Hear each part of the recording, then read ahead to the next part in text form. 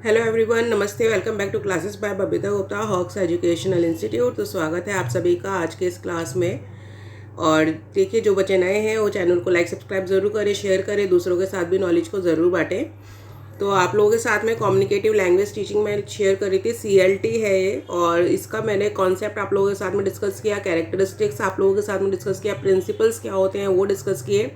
और आज की क्लास में role of the teacher in the classroom में आप लोगों के साथ में डिस्कस करूंगी कि अगर हम CLT अप्रोच की बात करते हैं तो उसमें टीचर की क्या भूमिका होनी चाहिए क्लास के अंदर। और ये जो टॉपिक हैं आप लोगों के बहुत ही इंपॉर्टेंट टॉपिक है सभी बच्चों के लिए जो टेट एग्जाम की तैयारी कर रहे हैं, UGC नेट की तैयारी कर रहे हैं, इसके अलावा जो बच्चे DLED BEd या MEd कर रहे हैं उन सभी बच्चों के लिए। और स्पेशली जो DLED BEd और MEd के बच्चे हैं, अगर वो पेडागोजी ऑफ इंग्लिश लेते हैं या कोई भी लैंग्वेज लेते हैं, पेडागोजी ऑफ हिंदी लेते हैं, तो उसके अंदर ये टॉपिक आप लोगों का होता है। इसको हम हिंदी में संचारी भाषा शिक्षण भी बोलते हैं, संचारी भाषाई शिक्षण भी इसको बोला जाता है। और ये बहुत ही इम्पॉर्टेंट टॉपिक है सभी बच्चों के लिए। और DLED के पेपर में तो बहुत बार आ भी चुका है 2 नंबर के क्वेश्चन में। और देखिए, जो CLT टॉपिक है आप लोगों का language across the curriculum BEd second year में सब्जेक्ट है आप लोगों का। और इसके अलावा पेडागोजी ऑफ इंग्लिश तो मैंने आपको बताया ही। इसके अलावा जो भी आपकी लैंग्वेज है पेडागोजी, जैसे हिंदी है, तो इसमें आप लोगों का काफ़ी यूज़फुल है ये और इम्पॉर्टेंट टॉपिक है। इसके अंदर देखिए, जो जो हमने पढ़ा है वो पढ़ा है हमने concept, characteristics, principles, role of the teacher in the classroom. अब आज हम पढ़ेंगे और role of the learner in the classroom, ये मैं आप लोगों के साथ में नेक्स्ट क्लास में डिस्कस करूंगी। और जो इवनिंग में आप लोगों की क्लास चल रही है वो एज इट इज़ चल रही है। तो आज जन्माष्टमी का दिन है, तो इसलिए जो रात वाला सेशन है वो जो इवनिंग सेशन में लेती हूँ आप लोगों के साथ में, लाइव सेशन वो नहीं हो पाएगा। और सभी बच्चों को जन्माष्टमी की बहुत बहुत शुभकामनाएं। तो भगवान कृष्ण सबकी ज़िंदगी में खुशियाँ लेकर आए, सबको तरक्की दें। तो चलिए इसको हम स्टार्ट कर लेते हैं। Role of the teacher in the classroom.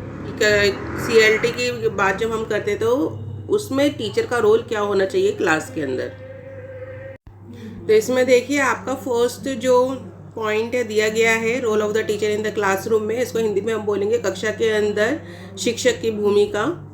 तो the teachers are just the facilitator who facilitate the learning process. तो टीचर किसका काम करती है? फैसिलिटेटर का काम करती हैं। तो फैसिलिटेटर को हम सहायक कर्ता भी बोल सकते हैं। जो इनका काम क्या होता है कि जो बच्चों को फैसिलिटेट करना है लर्निंग प्रोसेस में, यानी कि जो भी अधिगम प्रक्रिया चलती है उसके अंदर बच्चों को अगर कोई प्रॉब्लम होती है तो वहाँ पे क्या है, उनको सुविधा प्रदान की जाती है, सहायता प्रदान की जाती है। नेक्स्ट पॉइंट इसके अंदर आता है, it is the responsibility of the teacher to create such situations in which communication can take place among the students. तो ये टीचर की रिस्पॉन्सिबिलिटी होती है कि वो क्लास के अंदर इस तरीके की सिचुएशन क्रिएट करे, इस तरह की परिस्थितियाँ क्रिएट करे जिससे कि बच्चे कम्युनिकेट कर पाएँ एक दूसरे के साथ में। और जो कम्युनिकेशन की हम बात करते हैं, कम्युनिकेटिव लैंग्वेज टीचिंग की बात करते हैं, तो वो क्लास के अंदर उसकी जगह बन पाए। और ये तभी हो पाएगा जब टीचर उस चीज़ को, सिचुएशन को क्रिएट करती है। जैसे कि मान लीजिए कि आज क्लास में बच्चे बहुत पैसिव हैं, बच्चे एक्टिव नहीं हो रहे हैं, तो टीचर ने एक रोल प्ले करा दिया बच्चों के बीच में या कोई डिबेट करवा दिया, इससे बच्चे क्या हो जाते हैं, एक्टिव हो जाते हैं जब उनको एक्टिविटी मिलती है। तो नेक्स्ट इसके अंदर थर्ड पॉइंट आता है, दे मॉनिटर द लर्निंग प्रोसेस। तो जो टीचर होती हैं वो क्या करती है, लर्निंग प्रोसेस को मॉनिटर करती है। मॉनिटर का मतलब क्या होता है कि आप उसको क्या कर रहे हो, देख रहे हो कि कोई काम सही से हो रहा है या नहीं हो रहा है ना, उसको आप ऑब्जर्व कर रहे हो।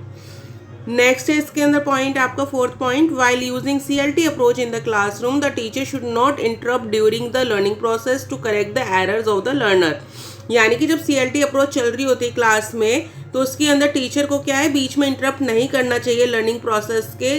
अगर मान लीजिए कि कोई बच्चा है जैसे रोल प्ले कर रहे हैं या डिबेट कर रहे हैं, तो उनके हो सकता है कुछ बोलने में गलतियां निकल आएँ, क्योंकि कम्युनिकेटिव लैंग्वेज टीचिंग है, बच्चे बोल रहे हैं, उसमें पार्टिसिपेट कर रहे हैं, हो सकता है कुछ एरर्स भी निकल आए। तो ऐसा नहीं कि आप बीच में रोक के एकदम से एरर बताने लगे, आप उसको नोट डाउन कर लें और उसको आप बाद में करेक्ट कर सकते हैं।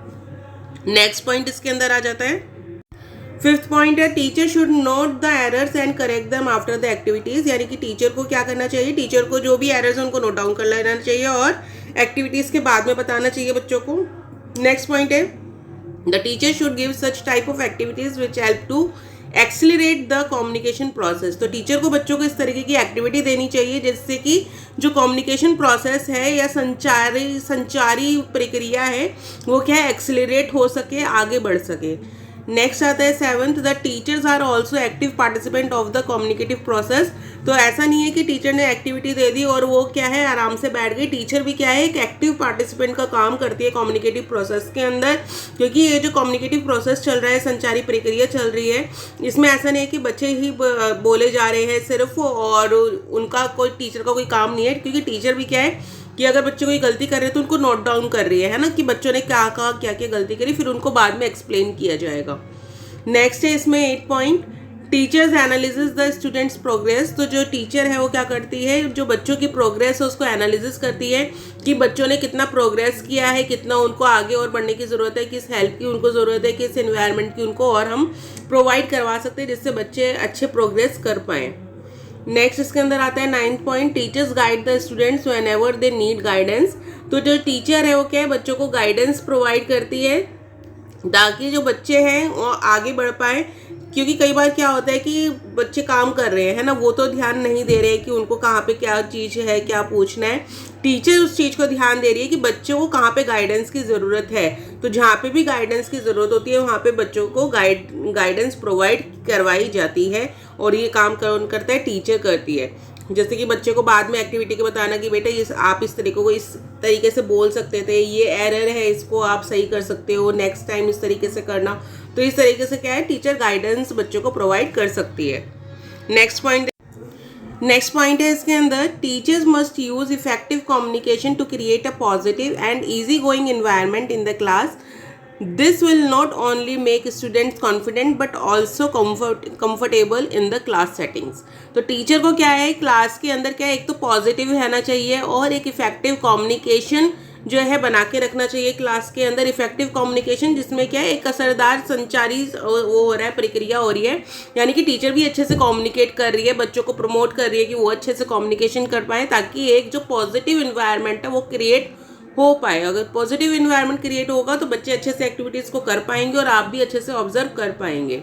और ये सिर्फ ऐसा नहीं है कि स्टूडेंट सिर्फ इन्वायरमेंट को ही बनाया जा रहा है पॉजिटिव, इससे क्या है कि बच्चों के अंदर भी कॉन्फिडेंस आता है और बच्चे भी क्लास के अंदर कंफर्टेबल हो पाते हैं, कम्युनिकेट कर पाते हैं। क्योंकि अगर बच्चे क्लास में कॉन्फिडेंट नहीं होंगे, कंफर्टेबल नहीं होंगे तो वो बोलेंगे भी नहीं और वो चुपचाप पैसिव लर्नर की तरह बैठे रहेंगे। जबकि एक्टिव कभी भी पैसिव नहीं होती है, एक्टिव हमेशा लर्निंग जो है हमेशा एक्टिव होती है। और इस तरीके के क्वेश्चन आप लोगों को एग्जाम में भी आते हैं, CDP के एग्जाम में, कि उसमें लर्निंग का पूछा जाता है, ऑप्शन दिए जाते हैं, तो जहाँ पे भी पैसिव लर्निंग लिखा होता है वो ऑप्शन आपका सही नहीं होता है, इसका आप ध्यान रखिएगा। तो बीच बीच में जो भी मेरे को पॉइंट आते हैं ध्यान में वो मैं आप लोगों को बताती रहती हूँ। तो क्योंकि वैसे भी CDP की क्लासेस तो मैं आप लोगों की ले ही रही हूँ इवनिंग में, तो उसको आप ज़रूर अटेंड करें और अपने एग्ज़ाम की तैयारी करते रहें। और ये जो वीडियोस मैं आप लोगों के साथ में शेयर करती हूँ इनको आप ज़रूर देखें। आपके एग्ज़ाम के पॉइंट ऑफ व्यू से जो इंपॉर्टेंट टॉपिक्स होते हैं वही मैं आप लोगों के साथ में डिस्कस करती हूँ, तो इनको आप अच्छे से पढ़ें। अब इसमें रोल ऑफ द लर्नर है आप लोगों का जो रहेगा, जो नेक्स्ट क्लास में मैं डिस्कस करूँगी। और जो इसके प्रीवियस मैंने आप लोगों के साथ में शेयर किए हैं, जैसे कि आप लोगों का कॉन्सेप्ट है, कॉन्सेप्ट ऑफ CLT, कैरेक्टरिस्टिक्स हैं, प्रिंसिपल्स हैं, इसमें आप लोगों का भी ये रोल ऑफ द टीचर हो गया। तो इन सब के जो प्रीवियस में शेयर कर चुकी हूँ उसके लिंक मैं आपको डिस्क्रिप्शन बॉक्स में दे दूँगी, तो आप उस पर ईजिली देख सकते हैं। बाकी प्लेलिस्ट पर जाकर भी आप लोग देख सकते हैं, क्योंकि प्लेलिस्ट पर मैंने सारी चीज़ें अपलोड की हुई हैं, ऐड ऑन की हुई हैं। तो आप अपने एग्ज़ाम की तैयारी करते रहिए और ऐसा बिल्कुल मत सोचिएगा, क्योंकि कुछ बच्चे सोचते हैं कि एग्ज़ाम से 4 दिन पहले या 1 हफ्ते पहले पढ़ेंगे तो पेपर हो जाएगा। पेपर देखिए, पेपर सिर्फ क्लियर नहीं करना है, उसमें मास्टरी आप लोगों को करनी है, ताकि आपके अंदर क्या है वो चीज़ आ सके कि अगर आपको नॉलेज ही नहीं होगी तो आप डिग्री का क्या करेंगे, है ना। सिर्फ पास होके 2 क्वेश्चन रट के आपको नॉलेज नहीं हो सकती है। तो इसलिए डीपली नॉलेज लीजिए। मैं इसलिए बच्चों को हमेशा से ही बोलती हूँ कि आपको सिर्फ ये नहीं करना कि 2-4 क्वेश्चन याद कर लिए चले गए और पास हो गए, उस पास होने का कोई फ़ायदा नहीं है। डीपली नॉलेज लीजिए, अच्छे नंबर लाइए, अच्छे से पढ़िए। उसके लिए मैंने कॉन्टैक्ट नंबर भी आप लोगों को दे रखा है कि अगर आप लोग पर्सनल क्लासेस भी लेना चाहते हैं तो पर्सनल क्लासेस भी आपको प्रोवाइड करवाई जाएंगी ऑनलाइन, तो वो आप कर सकते हैं। और बाकी जो मैंने ऑलरेडी आप लोगों के साथ अपलोड कर चुकी हूँ वो सब आपके लिए अलग अलग प्लेलिस्ट बनी हुई हैं, उन प्लेलिस्ट पर जाकर आप अपने एग्ज़ाम की तैयारी करते रहिए। तो चलिए नेक्स्ट क्लास में मिलते हैं। आई होप कि आपको अगर कोई प्रॉब्लम नहीं होगी, अगर कोई प्रॉब्लम होती है तो आप लोग कमेंट बॉक्स में लिखकर मुझसे पूछ सकते हैं। कोई टॉपिक पढ़ना चाहते हैं तो वो भी कमेंट बॉक्स में लिखकर पूछ सकते हैं। और अगर वीडियो अच्छा लगे तो चैनल को लाइक सब्सक्राइब ज़रूर करें, शेयर करें, दूसरों के साथ भी नॉलेज को ज़रूर बांटें। तो अभी के लिए अभी के लिए गुड बाय, थैंक यू और नेक्स्ट क्लास में मिलते हैं।